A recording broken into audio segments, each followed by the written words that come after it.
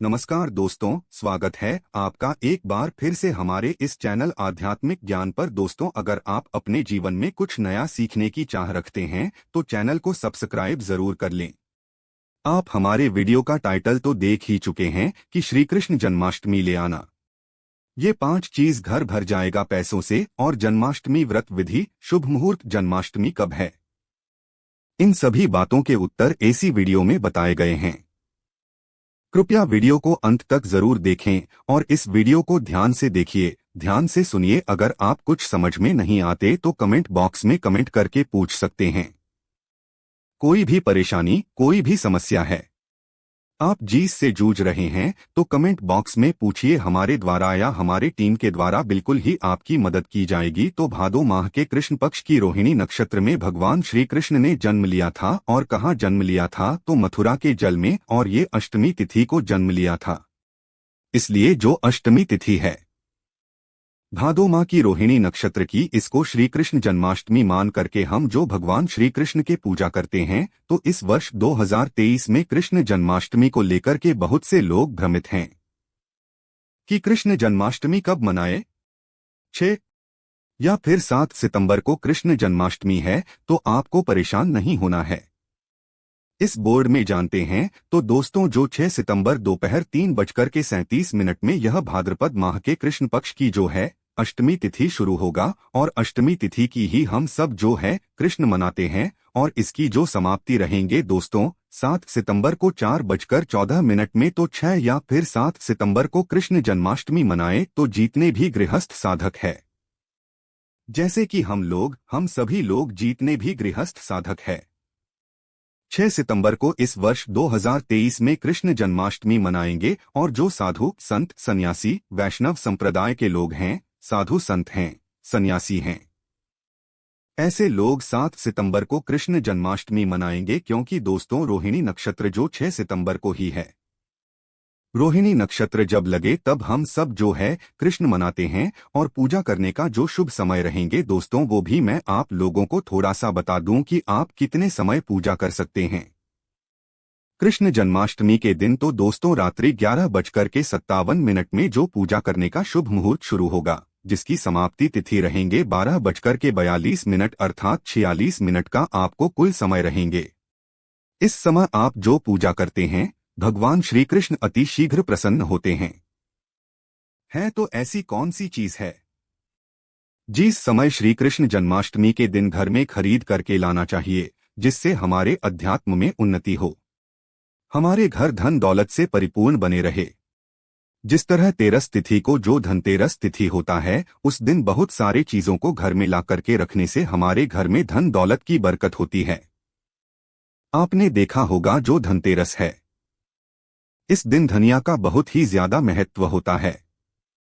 धनतेरस तिथि के दिन कोई भी व्यक्ति अपने घर में धनिया खरीद करके लाते हैं और उस धनिया का छिड़काव पूरे घर में करते हैं।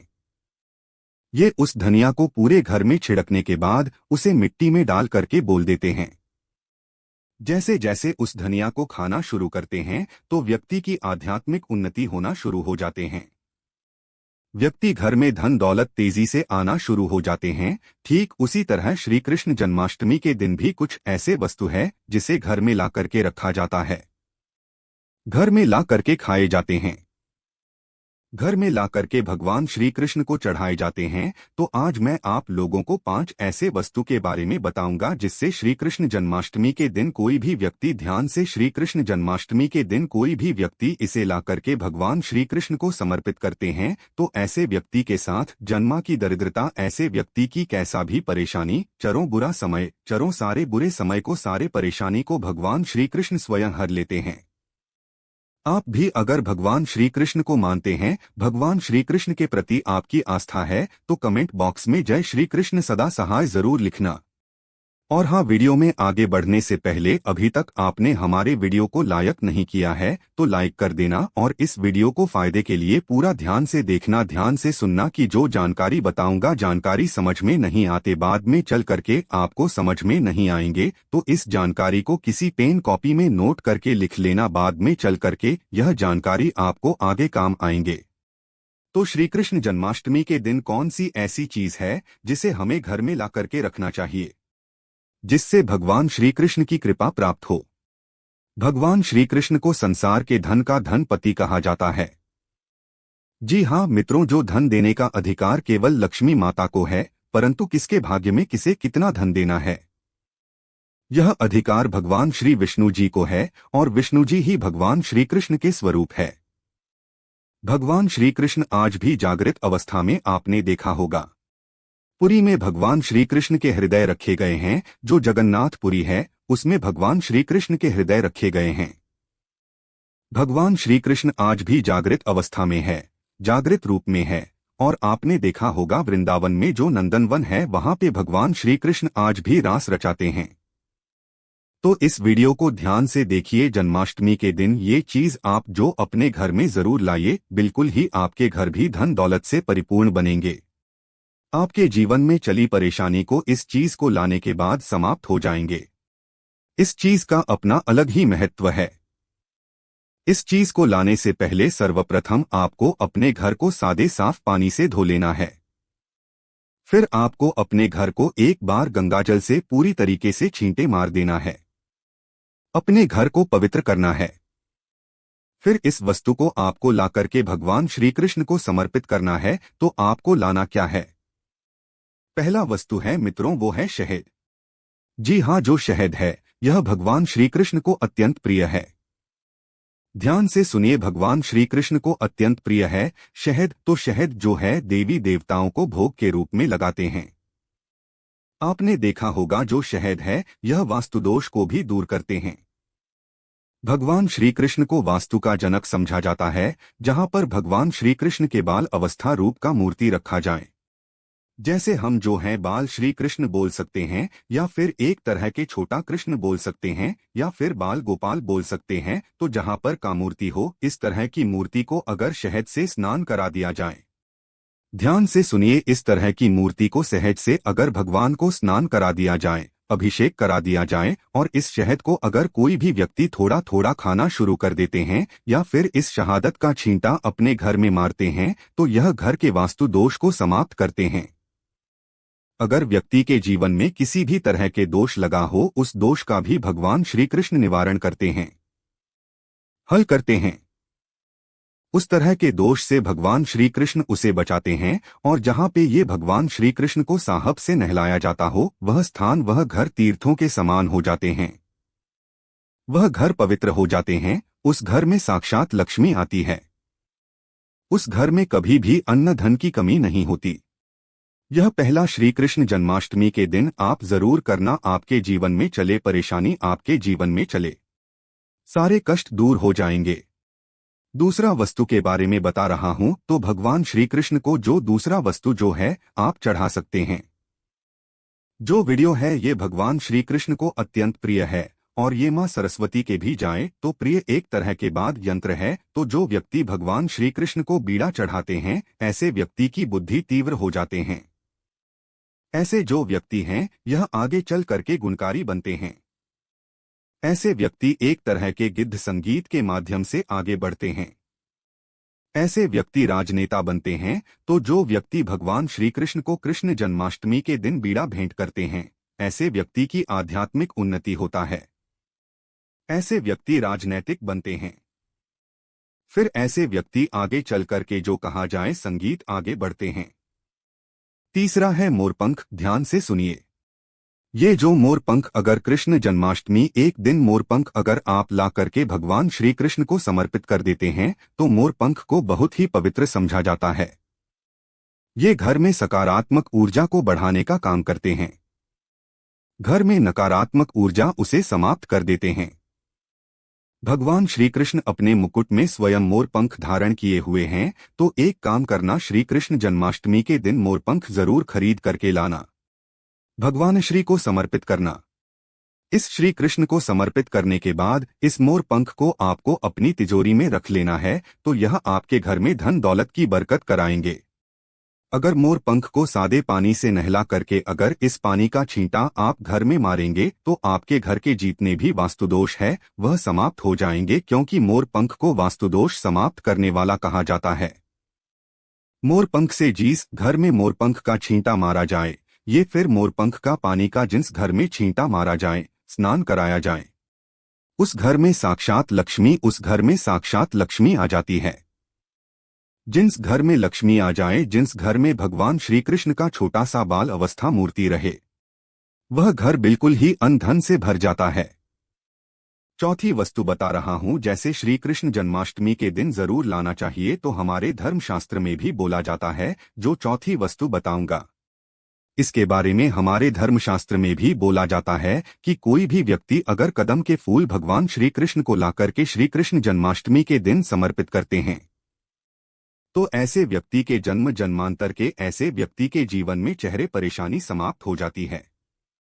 क्योंकि भगवान श्री कृष्ण ने स्वयं कदम के वृक्ष पर बैठकर के बांसुरी बजाए थे, और कदम के वृक्ष ही बहुत ही उत्तम वृक्षा समझा जाता है।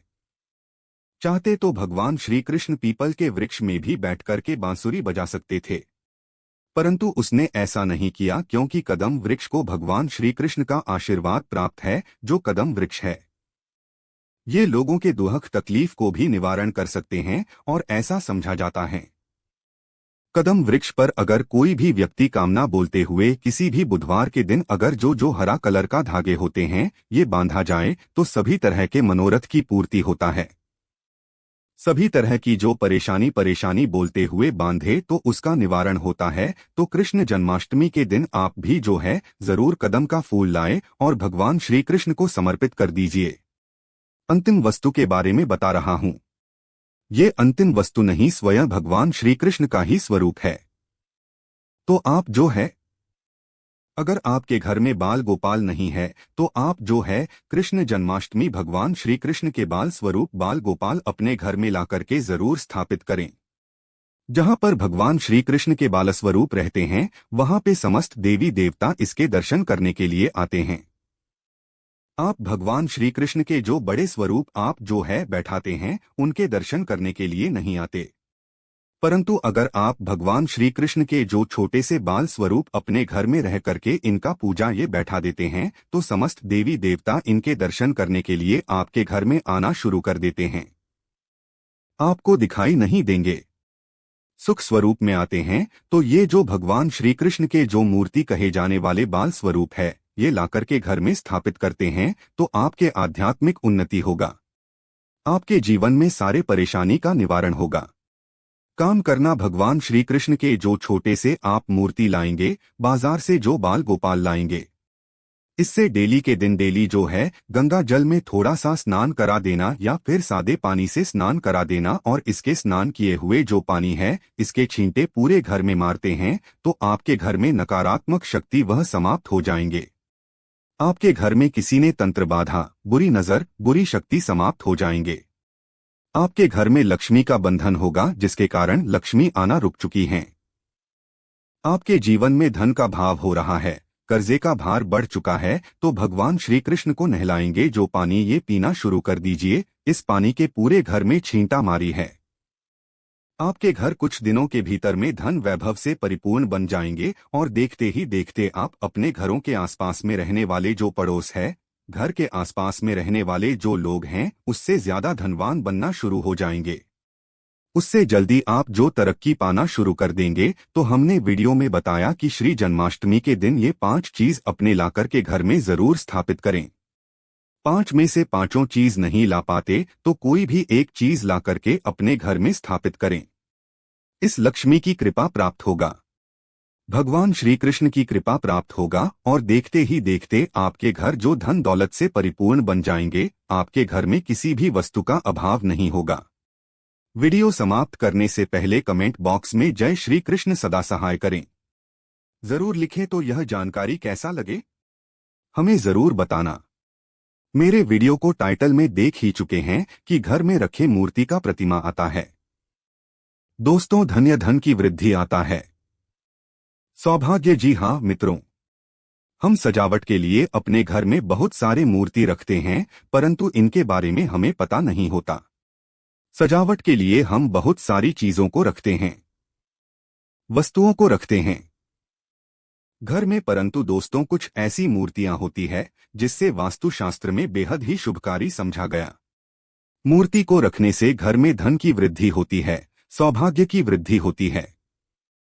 घर में अगर किसी भी तरह की नकारात्मक ऊर्जा उसका नाश हो जाता है, तो अगर आप भी अपने घर में चाहते हैं कि धन की वृद्धि हो तो यह मूर्ति जरूर अपने घर में रखना शुरू कर दें। इससे घर में वृद्धि होती है।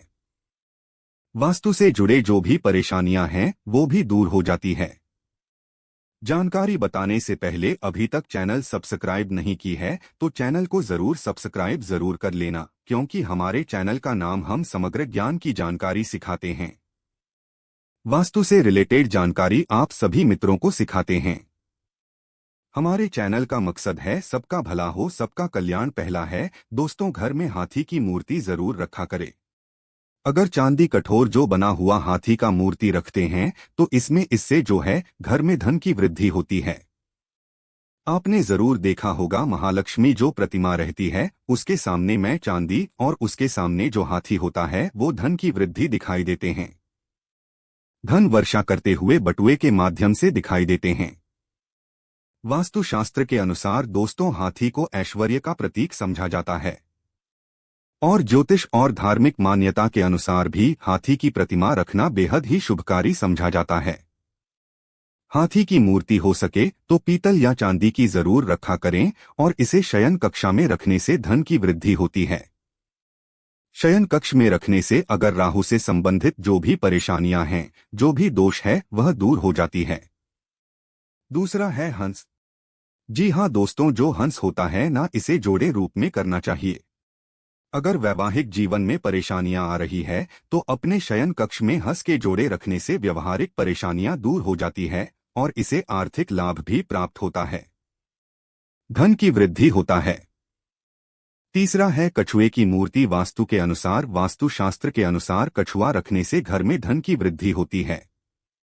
धार्मिक मान्यता के अनुसार दोस्तों कछुआ जो होता है भगवान विष्णु का रूप समझा जाता है। जिसे स्थान पर कछुआ होता है वहां मां लक्ष्मी का पास भी होती है। जहां पर भगवान वहां पे मां लक्ष्मी खींचे चले आते हैं। तो धन वृद्धि करने के लिए आप जो है पूर्व और उत्तर दिशा में कछुए की स्थापना अपने घर में जरूर करें, परंतु इस बात का विशेष ध्यान रखना कि कछुआ अंदर की ओर आता हुआ दिखना चाहिए, क्योंकि अंदर की ओर आता हुआ दिखाई देंगे तो धन वृद्धि होता है। और अगर घर की अब ऐसा रख देते हैं कि बाहर की ओर जाते हो तो इसे धन की वृद्धि नहीं बल्कि धन की नाश भी हो सकती है। तो कछुआ कैसे रखना है कि घर के अंदर की ओर आते हुए होना चाहिए, इससे धन की वृद्धि होता है। इसके बाद दोस्तों चौथे नंबर पर आते हैं। जी हाँ दोस्तों, जो गाय होते हैं ना हमारे हिंदू धर्म में अति पूजनीय समझा जाता है और वास्तुशास्त्र अनुसार अगर घर पर पीतल की बनी हुई गाय की मूर्ति रखते हैं तो इसे बेहद ही शुभकारी समझा जाता है, क्योंकि गाय में समस्त तरह के देवी देवता होते हैं। अगर पीतल की बनी हुई गाय की मूर्ति को प्रतिदिन स्नान करते हैं तो निश्चित रूप से मां लक्ष्मी खींचे चले जाती है। धन की वृद्धि होती है, इसमें किसी भी तरह का संदेह नहीं है। अगर आप भी चाहते हैं तो धन से समृद्धि से एकदम संपन्न बनाना चाहते हैं तो गाय की जरूर मूर्ति रखें और इसे डेली की स्नान करें।